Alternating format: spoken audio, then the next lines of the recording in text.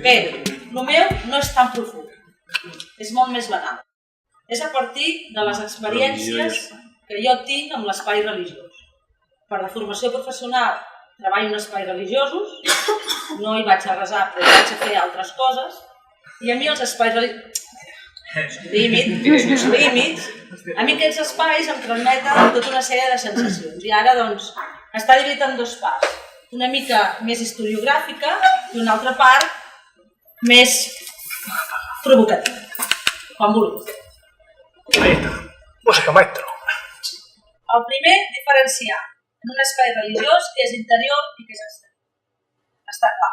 Això és el cercle de Stonehenge, un cercle suposadament místic, uns límits molt ben marcats, però uns límits també alhora exteriors i que tenen a veure amb tot el món natural que ens està clar. El segon, la monumentalitat de l'espai religiós.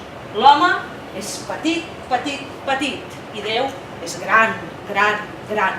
Quan entrem tenim sensació de que Déu ens posseeix. Bueno, Déu que sí, en aquest cas els varis déus egipcis que hi havia. En aquest cas és una imatge del temple de Ramsès. L'astrologia.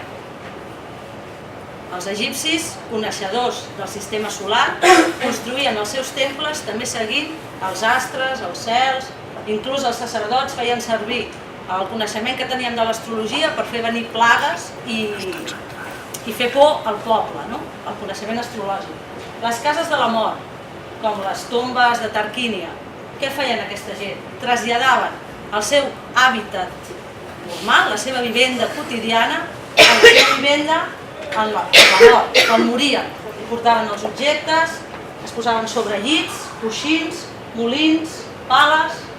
L'escala humana. Quan arribem a Grècia, tot això canvia. El temple no és per fer cerimònies, és només per posar la imatge del Déu. Les cerimònies són a l'exterior. És un espai interior només pel Déu.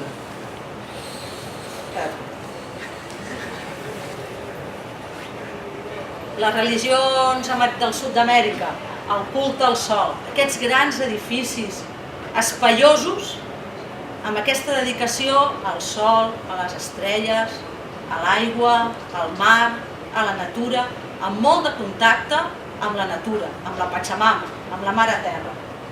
La monumentalitat que trobem a Teotihuacan. Grans construccions, monumentals, però amb molt poc espai per utilitzar. I a més, amb una caminata fins a dalt de tot. Que quan arribaves a dalt donaves gràcies, però d'haver arribat. Arribem al món cristià. L'espai ens jutja. Entrem, el primer que ens trobem és Déu, que ens assenyala amb el dit i ens diu: si us porteu malament, anireu a l'infern. I alhora, si no pagueu els impostos, també. No ho podem oblidar. Aquest Déu jutja, que ens mira, que ens observa, i la jerarquia. Els cristians, si una cosa tenen, és espai jeràrquic.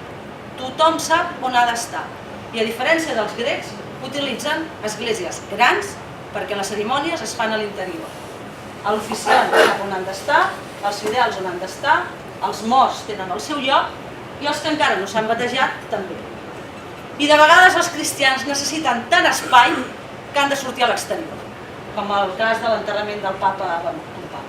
Però fixeu-vos que inclús a l'exterior mantenen la jerarquia. Mireu els colorets de les diferents persones, monges, cardenals, reis, caps d'estat, i el moviment. Per mi, les religions islàmiques són moviment. Quan entres en una mezquita i estan fent alguna oració, tothom es mou alhora, tothom actua alhora. És com una dansa, com un moviment dins de l'espai. En aquest cas, és una gran multitud a la Meca, que és probablement el punt culminant. I el moviment dels dervixos turcs, aquesta dansa sagrada, ara esdevinguda dansa turística, que donen voltes, donen voltes, donen voltes sobre un espai mentre van resant i resant i resant i resant. I em sembla molt màgic, no? a part que sigui turístic. I després la imatge, les religions orientals, els temples ocupats per la gran imatge del Buda i els sacerdots que tenen accés i que utilitzen el temple també per menjar. No només per resar, per fer ofrenes, per menjar, per parlar, per dialogar, per pregar. I al segle XX i XXI, què passa? Que tot això canvia. Aquí som amos de l'espai i podem fer el que ens doni la gana. Som els propietaris. Si ens convé canviar-li l'ús, el canviem. Després de tants segles de rigidesa, tot s'hi va. Ja veurem. Primer què fem?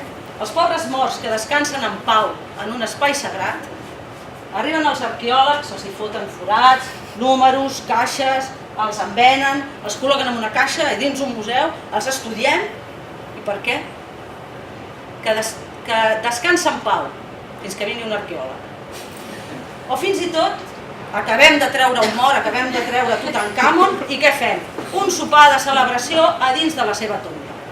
Convertim l'espai sagrat en el menjador de casa. I ens emportem les famoses cadires Tonet, perquè tot estigui bé. I fem un sopar en un espai de mort.